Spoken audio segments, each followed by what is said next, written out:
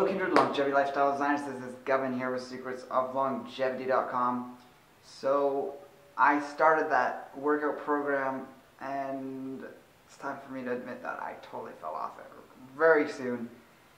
Turns out right before the holidays is the worst time to try and start a new regimen of when it comes to physical health, at least in terms of exercise. Probably about diet too, I'd say. Anyways, there was actually more than just that factor that played into sort of that routine of mine that I was just starting out on, completely falling to shambles. If I had started perhaps earlier in the fall, it might have carried on through. But essentially, leading up to the holidays, I was spending a lot more time around family, literally often not doing anything in terms of work, but just going over to my parents' place, hanging out with them, seeing a lot of friends who were in town from abroad to see their families, because I lived somewhat close to where I grew up, about half an hour away. And all in all, plus some other more upheaval type stuff, I had a weird knee injury come about, which wasn't related to exercise. It was actually just starting just as I started the program, and was happening not even related to leg exercises. And it's not, leg exercise wasn't even bothering. It was just like, I haven't gone to any specialist or anything. I might have to if it persists, but it's virtually gone. It was just like a dull ache, but persistent enough that it was kind of constantly there. And I find whenever I get something like that that's kind of nagging at me, it's pretty demotivating when it comes to exercise, even upper body exercise, which you often use your legs to move around to do. And it was even hard for me to walk places, was literally the issues I was having. So yeah, that, and as well, right after Christmas, I had someone, I'd call him a friend. It was more of an acquaintance, but I had a lot of online interactions with them, and I heard about their death. It was a very sudden and tragic thing, and so that was, for a week or two, I just was not in the mood to really do much at all. It was quite odd. I might do a vlog about it in sort of in memory of him. Some of you might have known him. He actually even had a YouTube channel, but I'm not going to link to it here.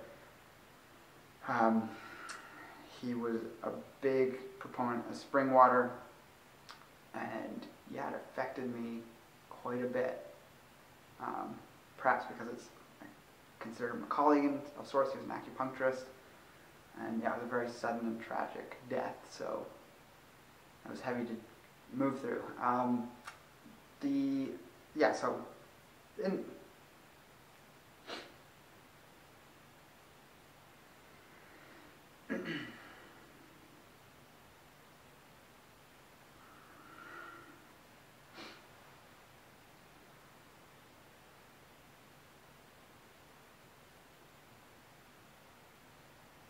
So with this new year, and I set some goals, and I sort of re-examined what I was aiming to get out of this program as well, and might be doing not quite full-on 6 days a week, between 4 and 6. I'm going to leave it more flexible, but like in terms of the overall idea of it is going to still be the same. I'm still going to use the previous videos as like sort of a benchmark for where I was at. I haven't like put on weight or anything over the holidays. I just was lazy, and we're going to do just a little video on one specific exercise for the legs here, and that's a calf muscle exercise, sort of a modified calf raise. I've never actually even seen anyone talking about it before. I'm sure there are people that have talked about it, but I've done a lot of calf raises in the past while holding weights in my hand or at the gym. Often they have those things that you put on your shoulders. It's like a big thing with weights on the other end, and you're lifting, or rather, no, it's lifting weight up as you do, what do they call them, calf raises on like a bar. So this kind of mimics that, except using your own body weight, and to get a large amount of weight, because obviously regular calf raises on both your feet aren't that difficult. Do them on one foot. So single leg calf raises, obviously there's a limit to it, because once you get to a decent amount of being able to do that, you're going to hit a peak, but you can always start adding weight at that point, whether it's in a backpack, other things like that. And it's just a way to quickly do them at home without, you know, massive contraption or the danger of holding weights while trying to balance. And I've almost dropped weights on my toes before doing that. There's not a whole lot to explain in the exercise. I'm going to demonstrate in a moment here. I just have to emphasize that you don't want to overdo this, especially at first.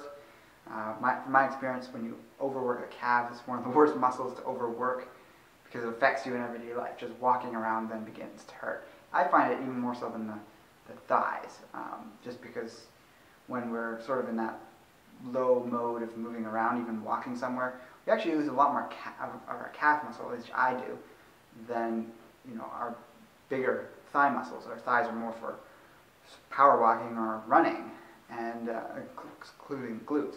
So just take a precaution with that, move into this exercise slowly, and hopefully it can help you develop your calves and start to move away from that chicken leg look. I've kind of always had that look. I've been a long time soccer player. I can't just blame that. It's other factors too. So I'm looking to get back into doing these more. I have noticed definitely over time changes in the size of my calves, and they're at probably one of their smallest or skinniest points. I might have had more definition back when I was doing that bodybuilding program. So oddly enough, maybe it is the one spot on my body I have noticed a reduction in size, whereas my upper body didn't overly notice a reduction in size. There's just a little bit of extra body fat in certain places, whereas in my legs they've definitely gotten skinnier just because I wasn't doing the extremely intense leg workouts that were accompanied with that program. So, going to be getting that back in shape. Without further ado, here's the demonstration. So one way to do this exercise is using a yoga block like this. It can be a hard one. This is actually quite soft and squishy. It's actually probably easier if it's more solid. You can use, obviously, the first level of step. I wouldn't recommend doing it higher than one level because if you fall, you could seriously hurt your ankle. So you want to have your ankles warmed up, obviously. You can do ankle turns or twirls, just like so. Doing them in both directions for a good number of rotations. I've already warmed up, so I'm good to go. And one thing that's good to keep in mind is that it's very easy to overdo this exercise, and you might not even, when you're first getting into it, you might not feel the burn, and you might end up with it being much more sore than you're used to, just because we don't often train our calves very well or very easily. So I tend to go not to failure ever on the calves. It's very simple. You can do it away from a wall or against a wall for help with balance. Just lightly putting your fingertips against the wall, not actually obviously putting your hands against the wall. You want to be working on balance while working on strength, so it's a good double, two-in-one type of exercise. And obviously if you don't have any calf strength whatsoever, you could use 2 blocks or again a bottom step and do double calf raise, just like so. But if you can do those to no end without really reaching failure, then it would be a good time to move on to single leg calf raises. They just simply look like this. Having one leg out for balance. You might fall over a little bit. Just start up again.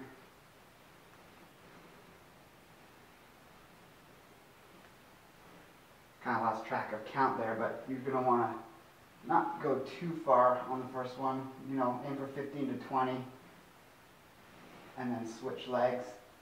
It might slow down as it gets more difficult.